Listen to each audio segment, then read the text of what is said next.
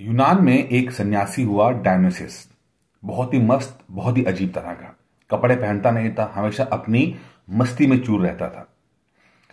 यहां तक कि अलेक्जेंडर भी उससे बड़ा ईर्ष्या करता था। एक दिन अलेक्जेंडर उससे मिलने के लिए पहुंचा और कहता, डायनासिस, अगर ईश्वर परमात्मा मुझे मिले और कहें कि तुम्हें अगले जन्म में क्या बनना है, तो मैं कहूंगा मुझे अलेक्जेंडर मत बनाना, मुझे डायनासिस बनाना। मुझे उसकी बहुत मस्ती बहुत पसंद है। डायनासिस ने कहा कि अ, मैंने जब घर वर छोड़ा, कपड़े छोड़े, सब कुछ छोड़ा, लेकिन मेरे पास एक ना बर्तन हुआ करता था जिसमें मैं पानी पीता था। और मुझे उसकी बड़ी चिंता रहती थी। हमेशा मैं 24 घंटे उसको अपने साथ रखता था। रात को जब मैं सोता था तो ये देखता था, उठ के देखता था कि कहीं ये बर्तन कोई चुरा ना ले जाए। तो हमेशा मुझे बड़ी चिंता रहती थी। एक दिन मैं नदी में पानी पीने गया तो दिखता क्या हो कि पीछे से कुत्ता जो है वो आता है और मुझसे पहले पानी पी लेता है। उसने मुझे एहसास हुआ कि यार ये बर्तन भी बड़ा व्यर्थ है, बेकार है, और सारा मेरे दुख का कारण जो ये बर्तन है। और बर्तन की भी जरूरत नहीं है, हमें हम बिना बर्तन के पानी पी सकते हैं। और उस दिन से मैंने बर्तन छोड़ दिया और कुत्ते को अपना गुरु बना लिया कि भाई देखो, ये तो इसे शिक्षा दी है कि कुछ भी ना रहे तो ही आदमी मस्त रह सकता है। अलेक्जेंडर बड़ा खुश हुआ। उसने कहा कि अच्छा डायनासिस, बताओ मैं तुम्हारे लिए क्या कर सकता हूँ। डायनासिस ने कहा कि अगर तुम्हें कुछ करना ही है तुम्हें मेरे लिए, तो थोड़ा सा ना साइड हट जाओ। सुबह का वक्त है, मैं धूप सेक रहा हूं और तुम ना धूप को रोक रहे हो। थोड़ा साइड हट जाओ। वैसे भी तुम्हारे पास मुझे देने के लिए तुम्हें कुछ है नहीं, कुछ तुम दे पाओगे नहीं। लेकिन तुम ये बताओ, तुम ये सब फौज वौज लेके तुम कहाँ जा रहे हो, किसकी धूप रोकने जा रहे हो।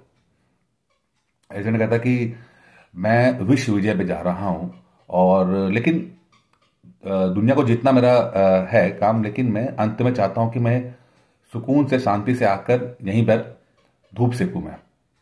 धनुष ने कहा कि अगर तुम्हारा अंतिम लक्ष्य धूप सेकना ही है, सुकून शांति से बैठना ही है, तो इतनी लंबी यात्रा करने की जरूरत क्या है। आओ बैठो, तुम्हारे लिए मेरे लिए दोनों के लिए ये जगह बहुत सफिशियंट है, आ जाओ। एजेंट ने कहा कि नहीं, अभी नहीं बाद में आऊंगा, अभी फिलहाल मैं जा रहा हूं। धनुष कहता कि वो वक्त दोबारा नहीं आएगा।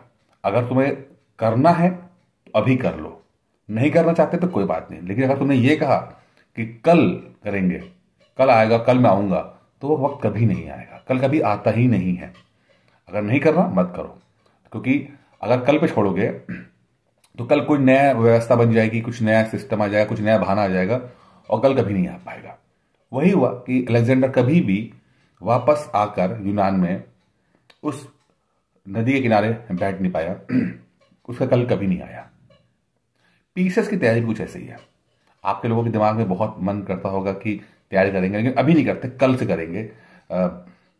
अभी मेरे पास ये जिम्मेदारी है, वो जिम्मेदारी, परिवार की जिम्मेदारी है, और कुछ दिनों बाद करेंगे। और वो दिन कभी आता ही नहीं है। सच तो है कि कभी आता ही नहीं है। ठीक है, अगर नहीं करना मत करो, किसी ने निकाल करने के लिए। लेकिन अगर मन में ये फीलिंग आ रही है कि तैयारी करनी चाहिए, तो स्टार्ट करो, अभी से करो, अभी राइट नाउ, अभी से करो, धीरे धीरे करो, छोटे छोटे कदम उठा के चलिए। कोई नहीं कह रहा कि आपको पहले दिन ही आपको 5 5 6 6 8 8 घंटे पढ़ने। कुछ पढ़िए, थोड़ा सा पढ़िए, लेकिन शुरू कीजिए, छोटे छोटे कदम उठाइए। क्योंकि अगर आप कदम उठाओगे ही नहीं तो मंजिल तक पहुंचोगे कैसे। ठीक है, तो आप थोड़ा थोड़ा उठाइए।